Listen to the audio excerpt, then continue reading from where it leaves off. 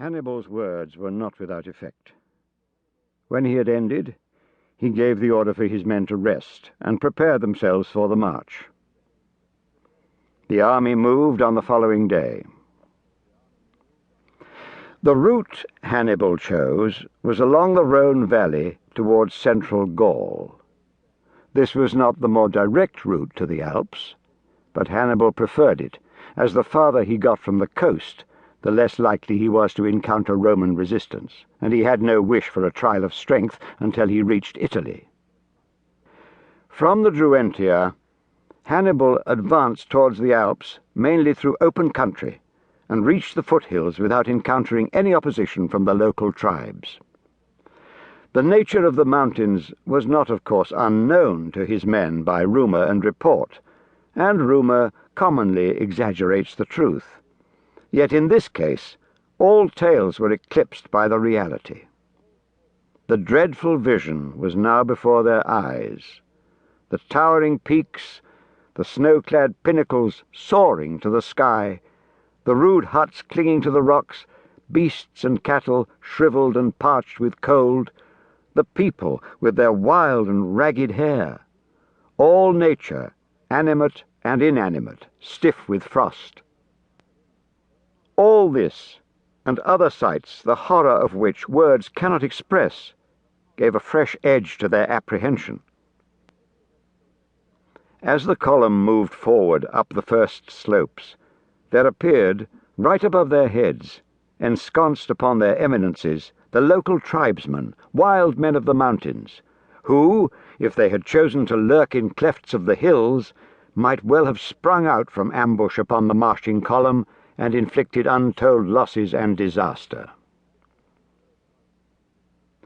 Hannibal soon ordered a halt, and sent his Gallic guides forward to reconnoitre.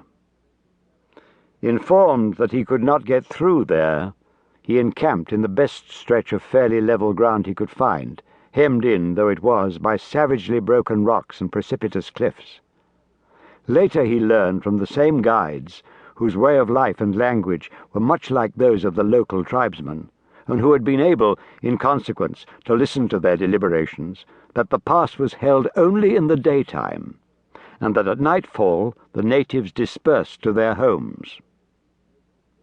In view of this information, at dawn next morning he approached the eminences where the tribesmen were on watch, as if with the intention of openly trying to force a passage through the defile through the hours of daylight. During the rest of the day, he concealed his actual purpose. His men fortified the position where they had originally halted, and it was not till he was sure that the tribesmen had abandoned the heights and gone off guard that his real intention became evident. Leaving the baggage in camp with all the cavalry and most of the infantry, and kindling for a blind more fires than the numbers actually left in camp would justify, he assembled a force of light-armed infantrymen, all men picked for their courage and determination, swiftly cleared the defile, and established himself on the heights which the tribesmen had been holding. At dawn next morning, camp was broken up, and the rest of the army moved forward.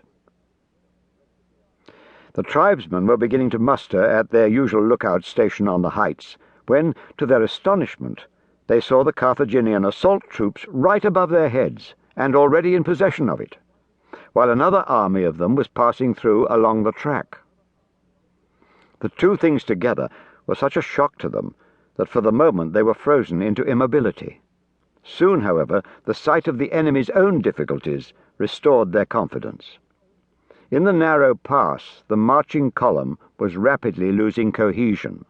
There was great confusion and excitement amongst the men, and still more amongst the terrified horses, so the tribesmen, in the hope that any hostile action by themselves would be enough to complete their discomfiture, came swarming down the rocky and precipitous slopes, sure-footed as they were from long familiarity with their wild and trackless terrain.